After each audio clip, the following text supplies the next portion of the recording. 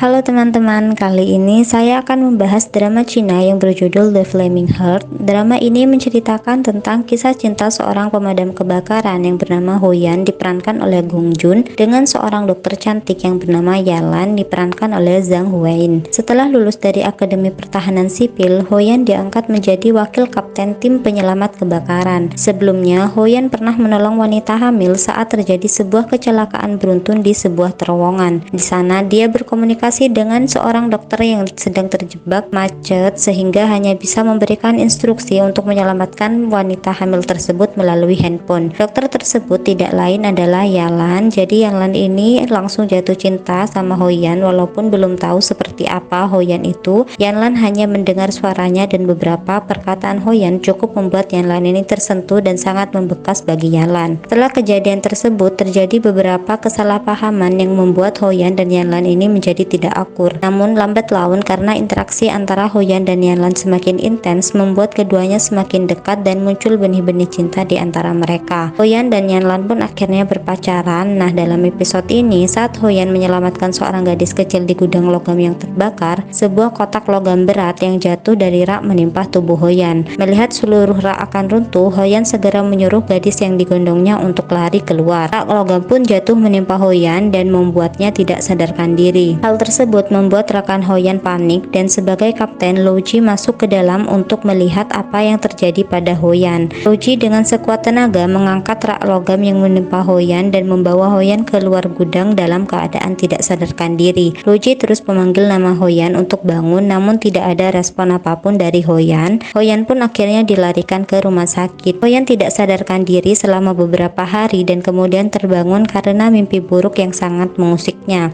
Karena mimpi buruk tersebut, Ho Yan menjadi sangat overthinking, memikirkan bahwa pekerjaannya ini sangat berbahaya, pertaruhan hidup dan mati setiap saat. Karena hal tersebut, Ho Yan memutuskan untuk mengakhiri hubungannya dengan Yalan. Ho Yan gak mau Yalan berakhir seperti ibunya yang tinggal sendiri oleh ayahnya karena gugur saat sedang dalam misi penyelamatan. Dan ibu Ho Yan ini pasca ditinggal ayahnya kayak stres banget, jadi kadang sikapnya tidak seperti seorang ibu, terlihat seperti kekanak-kanakan. Mendengar pernyataan Ho Yan, Yalan menolak dan menganggap keputusan Ho Yan ini sangat egois. Ho Yan tidak memikirkan bagaimana perasaan Yalan, namun Ho Yan tetap kekeh dan secara sepihak memutuskan hubungannya dengan Yalan. Kemudian Ho Yan dan Yalan kembali dipertemukan dalam sebuah misi penyelamatan pasca gempa. Nah, kerjasama dan beberapa interaksi yang terjadi pada mereka di sana membuat keduanya kembali menjalin hubungan. Nah, dalam episode ini Yalan ini diculik oleh seorang pembisnis licik yang rahasianya dibongkar oleh Ho Yan. Si penculik tersebut menyimpan dendam kepada Ho Yan dan menculik Yalan untuk dijadikan umpan agar Ho Yan mendatanginya. Dia menyuruh anak buahnya untuk memukuli Ho Yan dan memperingatkan Ho Yan untuk tidak memberitahu siapapun tentang masalah ini jika ingin nyawa Yalan tetap aman. Ho Yan pergi ke rumah sakit untuk mengobati lukanya dan menolak untuk melakukan CT scan dan pemeriksaan lebih lanjut karena merasa waktunya yang dia miliki sangatlah terbatas. Setelah mengobati lukanya, Ho Yan pergi mendatangi alamat yang dikirim oleh penculik tersebut. Saat mengetahui kedatangan Ho Yan, Yalan ini berteriak menyuruh Ho Yan untuk pergi, namun si orang jahat ini langsung menodongkan pisau ke leher Yalan dan menunjukkan beberapa anak kecil yang digantung dalam sebuah jaring. Di situ Ho Yan langsung terkejut melihat rencana yang sudah disusun dengan sangat rapi.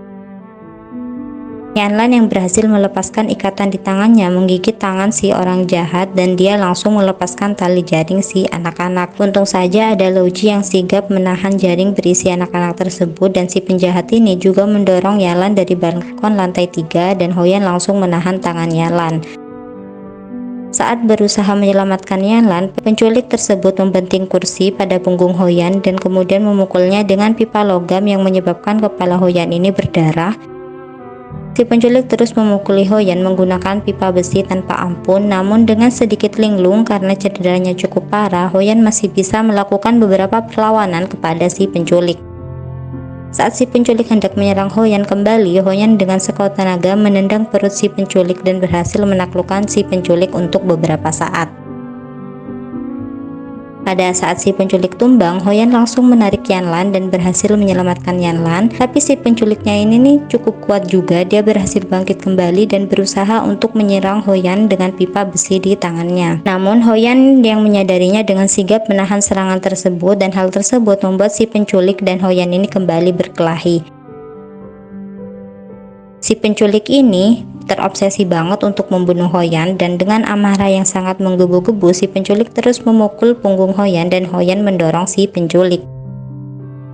Kekuatan Hoyan di sini mulai melemah sehingga si penculik berhasil menundukkan Hoyan. Si penculik ini mendorong Hoyan dan dengan raut wajah yang sangat marah dia mencekik leher Hoyan. Rautnya kayak kesel banget gitu ke Hoyan. Dan si penculik ini kemudian mengambil botol anggurnya dan saat akan memukulkannya kepada kepala Hoyan, tanpa diduga ternyata Hoyan lebih dahulu memukul kepala si penculik menggunakan botol kaca yang serupa dengan yang dipegang oleh si penculik tersebut. Sekarang luka mereka ini jadi impas, mereka sama-sama memiliki cedera di kepalanya, dan dengan cedera tersebut si penculik ini menjadi linglung dan berjalan dengan sempoyongan. Hoyan melakukan perlawanan balik dengan terus memukul si penculik tanpa ampun dan membuat si penculik akhirnya tumbang. Saat berhasil mengalahkan si penculik, Hoyan melihat ke arah Yanlan dan hendak membantunya untuk bangkit. Dengan keadaan linglung, Hoyan berjalan perlahan dan lemah menuju Yanlan, dan saat hendak meraih tangan Yanlan, tiba-tiba si penculik ini masih bisa bangkit lagi. Dia menarik tubuh Hoyan dari belakang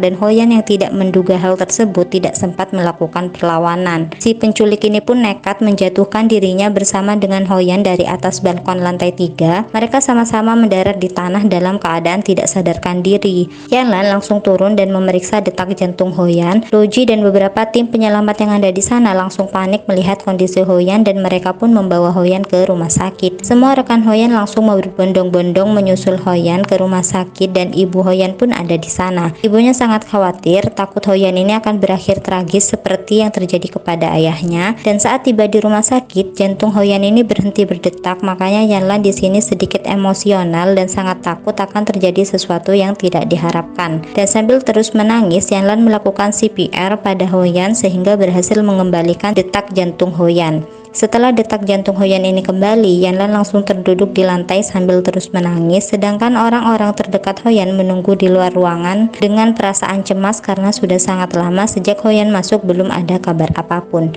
Beberapa saat kemudian, Hoyan keluar dari ruang operasi dan dokter menjelaskan bahwa detak jantungnya berhasil kembali dan Hoyan masih bisa bernafas. Nyawanya terselamatkan, namun karena beberapa cedera yang dialami Hoyan, Hoyan mengalami koma dan masih belum bisa dipastikan kapan Hoyan ini akan siuman. Setiap hari orang-orang terdekat Hoyan secara bergantian menemani Hoyan, mulai dari rekan satu timnya dan juga kepala instansi Hoyan. Mereka selalu mengajak Hoyan mengobrol dan sangat menantikan Hoyan siuman. Bahkan rekan satu tim Hoyan juga sudah merencanakan liburan bareng jika saja Hoyan ini siuman. Kekeluargaan dan kasih sayang satu sama lain dalam drama ini terasa sangat kental. Ibu Hoyan juga datang bersama dengan Yanlan. Yanlan membawakan bunga untuk Hoyan. Yanlan juga langsung mengecek infus Hoyan dan membenarkan selimutnya. Melihat hal tersebut, ibu Hoyan kasihan melihat Yanlan yang sangat kelelahan menunggu Hoyan siuman. Ibu Hoyan memarahi Hoyan dan menyuruhnya untuk bangun. Ibu Hoyan menjelaskan kalau orang-orang di sekitar Hoyan ini mulai lelah menunggu Hoyan siuman. Jadi jika Hoyan merasa kasihan pada mereka, Hoyan harus segera bangun. Yanlan berusaha menenangkan ibu Hoyan, namun tiba-tiba ibunya pergi dan mengatakan akan kembali jika Hoyan sudah bangun. Yanlan duduk di samping Hoyan dan mengajak Hoyan mengobrol. Beberapa scene kebersamaan mereka juga muncul saat Hoyan menyelamatkan Yanlan yang kesusahan keluar dari sebuah lubang saat melakukan misi penyelamatan korban gempa. Hoyan juga selalu ada saat Yanlan mengalami kesulitan dan selalu rela mengorbankan dirinya demi melindungi Yanlan. Yanlan mendekatkan badannya ke arah Hoyan dan terus mengajaknya mengobrol, namun Hoyan tidak merespon apapun.